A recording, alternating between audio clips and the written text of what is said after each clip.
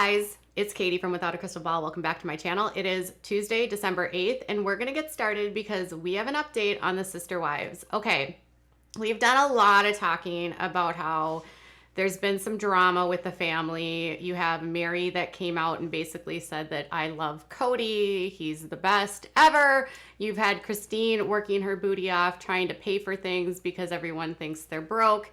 And now today we have Kody Brown actually speaking to the Sun. Yes, Kody Brown is going to break his silence, but what he's breaking his silence about is wild. So before we get into it, do me a favor and give this video a thumbs up. Also, subscribe down here if you'd like to subscribe to our the channel, and turn those notifications on so you know when I go live. So this past weekend, I did a video about Mary Brown. Mary Brown came out swinging on Instagram, basically defending her relationship with Kody and slamming rumors in which has been running rampant, probably not to her own fault because of the quotes that she's posted online about her relationship, making many people believe that she and Kody were on the outs. But Mary took to her Instagram account to basically squash all of those rumors and declare her love for Kody.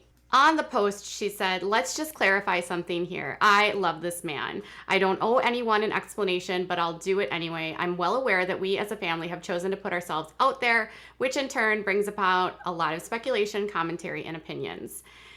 But it comes down to this. My relationship with him is my relationship with him. Sure, we've had ups and downs through the years. I mean, isn't that somewhat normal? Highs, and lows, all of which you get to see some of and speculate on. That's okay. And you do, boo. But here's the truth. I love him. I love my family. We communicate. We repair relationships as the parties involved are willing and able. And basically, I'm an independent person, blah, blah, blah, blah, blah." She said that she won't apologize for being a human. She has feelings, she makes mistakes, and she basically just says that she's committed and she's not gonna go anywhere and she's gonna be with Kody no matter what. So she kind of put to rest this idea that she and Kody were on the outs. There's been a lot of fueled speculation, particularly that they've called it quits because she's not wearing her ring or she hasn't posted a photo with him. And so there's always rumblings about what's going on with this family, I think because there's to a point and maybe to a fault honest about the stumblings of what they're dealing with in their lives. And a lot of people have thought for a long time that Kody is not being super nice to Mary about everything. So now we have to come back to the next part. Their move to Flagstaff has been this huge part of their storyline. Last year, we spent all last season talking about their move, the fact that they were in financial trouble. If you remember, they basically put down about I don't even know, a lot, $800-some thousand on property and on the land. They spent another $890,000 on Robin's house, like $500-some thousand on Christine's house. They put down almost a couple $1 million of equity and taking out loans for property in this area, which was stretching the family thin, which had Kody throughout the season really talking about how he was feeling the crunch and they needed to start making some decisions soon. Robin didn't want to buy. They ultimately did end up buying. She wanted to rent, which where we are today. Well, one thing that we've wanted to know this whole time is when we saw them moving in last year was that some of the neighbors in that area were not happy with their move into Flagstaff. Now, they picked Flagstaff, I believe, because they wanted to have a clean break from Las Vegas. During the season, Robin talked about how, things have really changed in Las Vegas over the last several years that they had lived there. They believed that it was not as safe as it once was, and they wanted to go to a space where they felt their kids would have a better way of life. It wouldn't be so hot. That was one thing Janelle talked about, was how hot it was there and how during the summer months they wouldn't even be able to go outside. So they wanted to have a higher quality of life than what they were getting in Vegas. They had previously left Utah because they were under investigation, although no charges were ever filed against them. And now Utah has actually decriminalized polygamy, meaning that it's as much as an infraction if you're caught with being a polygamist there. And I should note it's also rarely prosecuted. But they have said repeatedly that they're probably not going to go back to Utah. Well, what's going to happen in Flagstaff? Well, it turns out they're not really welcome there. People don't really like them there. And Kody actually spoke out to the Sun to share this with them.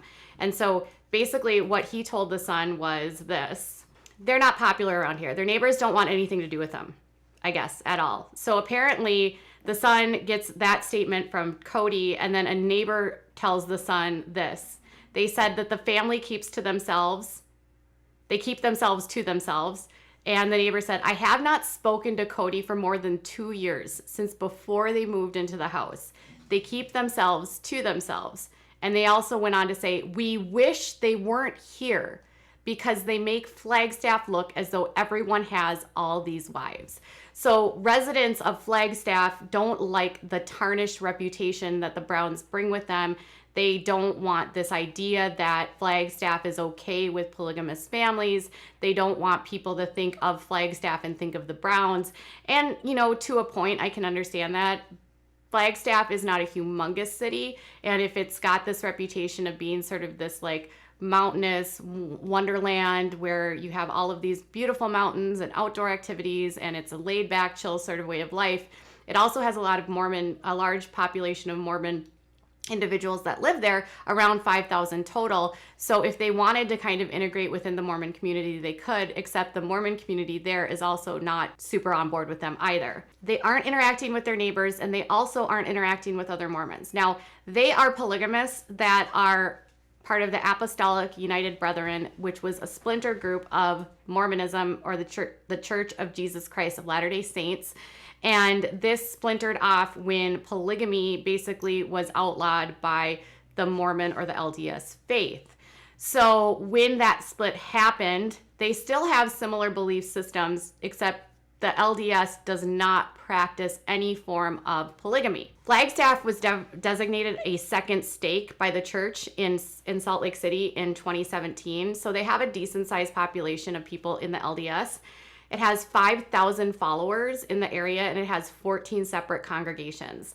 And one of the stake presidents of the Flagstaff, Arizona East Stake said that they've never met Kody or his family, and they don't support polygamy. And they said that, I don't know this gentleman, I don't know them, and I've never met them.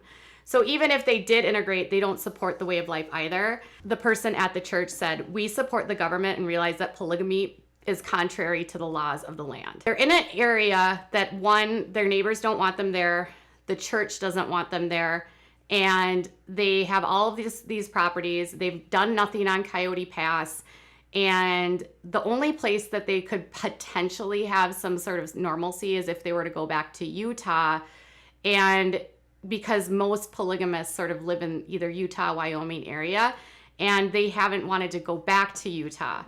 So the question sort of becomes, why would they stay in an area where their neighbors don't want them there, where they don't have any sense of community, where they don't have friends? Like, if you're in an area and you don't have friends, you don't have family, you have nothing holding you there. In terms of like why they might not be moving, it could be all financially related. They spent about $1.8 million in the last several years on either home or properties. So that includes the $820,000 they spent on the vacant properties at Coyote Pass, the $890 they used in terms of Robin's home, and then Christine's home as well. So you have all of this money that they've put into things, and they're already at like their financial max, which has had a lot of people wondering that's why Christine has been sort of busting her butt so much and why the family's been so stressed out. So no one likes them there. They don't want them there. They're not integrating there. They have all of this debt there. Are they going to leave? I can't imagine staying someplace where you don't have anyone there that likes you and you don't have any sense of community.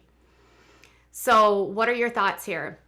Do you think they'll pack it up and go to Utah? I honestly think at this point, since Utah has decriminalized it in a way that it's only an infraction and they wouldn't be prosecuted, that they should just go back to Utah. That's where their families are. That's where their church is. Their church is in Utah. They should just go back to the AUB in Utah. That's what I would do. But obviously, it's not my life. It's not my choice.